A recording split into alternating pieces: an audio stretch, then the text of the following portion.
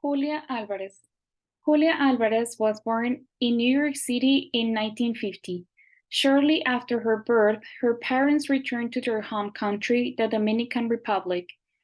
10 years later, they had to flee from the Dominican Republic back to the United States.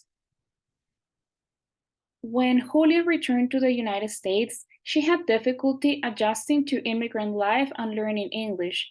She was homesick and faced alienation and prejudice. I consider this radical uprooting from my culture, my native language, my country, the reason I began writing, Alvarez has said. Coming to the United States suddenly thrust me into a world where I was an alien, where I spoke the language with an accent. This abrupt and painful translation led me to the company of books, the homeland of the immigration where all were welcome. In trying to master my new language of English, I had to pay attention to words, the little repetitions, atmospheres, exact weights and balances, smells and sounds and textures. These, of course, proved to be excellent training for a beginner writer. And so it was that I had once considered a tragedy, losing all I knew and loved, provided the opportunities for me to find my calling as a writer.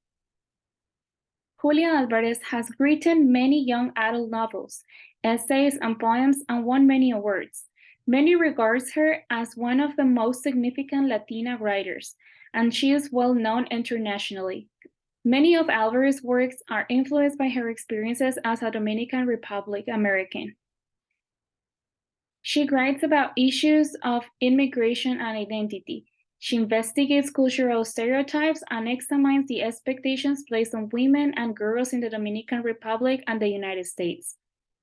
Alvarez says, "The bad part of being a Latina writer is that people want to make me into a spoken person.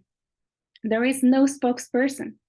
There are many realities, different shades and classes." She also shares that history is the history we tell ourselves about what happened. My task as a writer novelist was to get as many versions of that reality as possible and then imaginatively construct the history. After all, we experience history through our particular characters, personalities, and points of view.